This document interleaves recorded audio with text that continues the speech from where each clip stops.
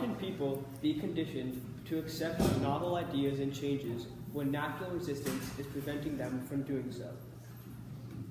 All humans have a natural resistance to change that is built into them. It has been developed over years and years of human growth, and it is natural.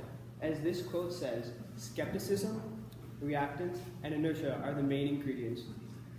And this was said by Lena M. Forsell, who is a researcher and scientist who has written many peer-reviewed articles.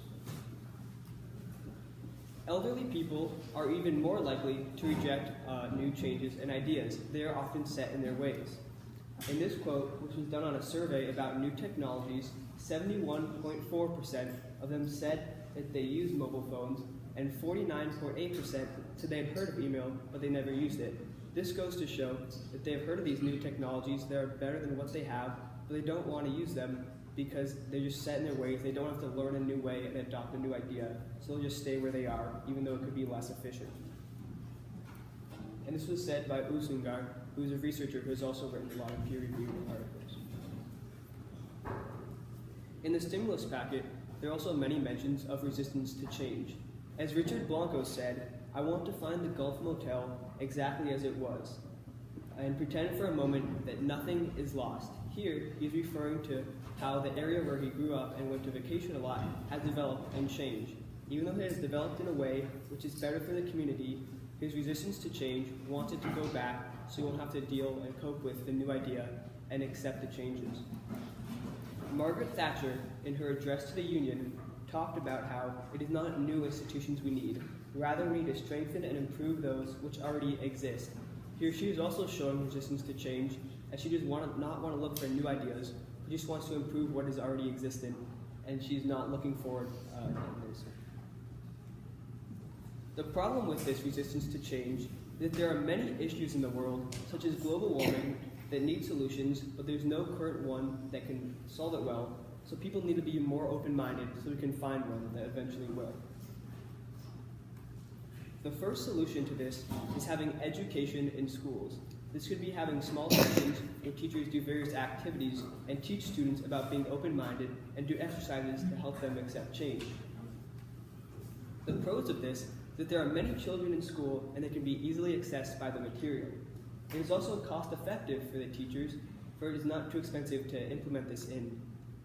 Another benefit is that it will benefit the students for the rest of their lives, because they will be learning this at a young age, so for the rest of their lives they will have these tools.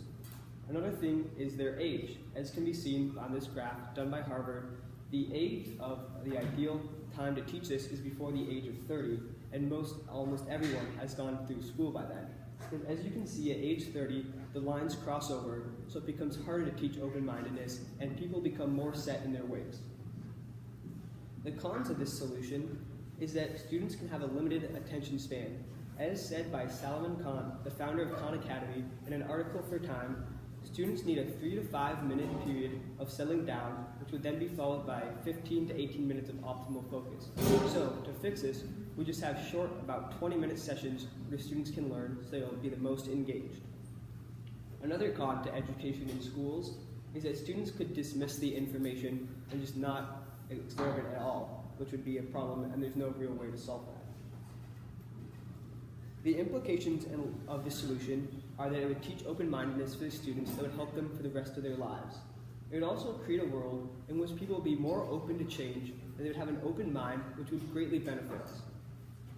The limitations of this, as it would not be 100% effective, as people could dismiss the idea, or some people do not go to school, so they would not get this idea. And also, different people can have different levels of tolerance to change, which is naturally bestowed within them, so that could also affect how they accept these ideas and view them. The second solution for this is having the government mandate change in the workplace. And what this would mean is having the government have workplaces do small changes occasionally on the employees and do different activities to make sure that they're experiencing change every once in a while in a way that is safe and beneficial for them. The pros of this is that it would expose people to change and it would get them more used to it.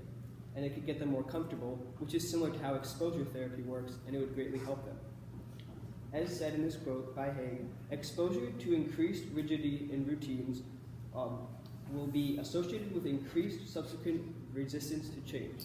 So what that quote says is that the more common people are just saying and doing the same thing over and over, they become more set in their ways and less willing to change. So if we implemented more change, people would be more open-minded and change, and they would become more comfortable and better at it.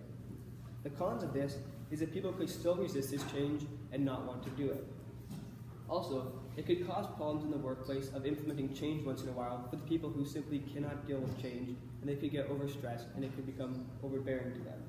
It could also be difficult to implement as there are so many different workplaces around the world, and some people don't work.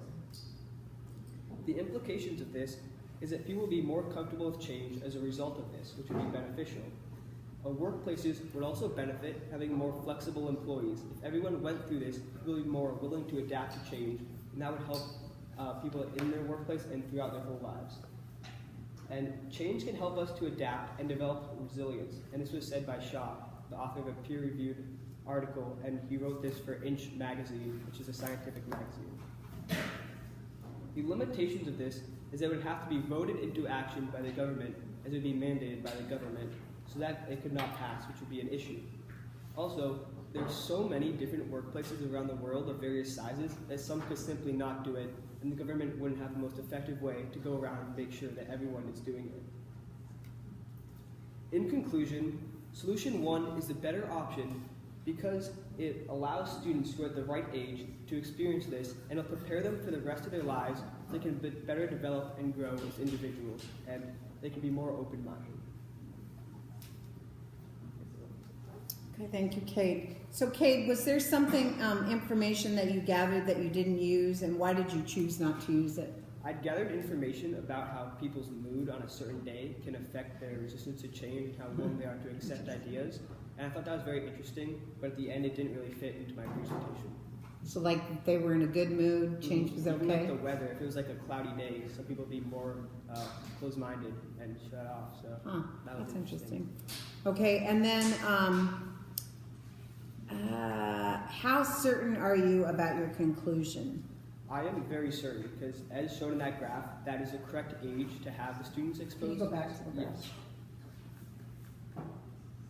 As you can see, the lines before age 30, which would be when people are in school, that is the best age to do it, because they're most willing to accept it, and because of the fact that it prepares them for their future and makes them more aware of it at a young age, and it shapes when they're developing, their mind develops with accordance to this. That would be the most beneficial way. Good. Thank you. Interesting. Okay, Jacob. Did you send it to me, Jacob?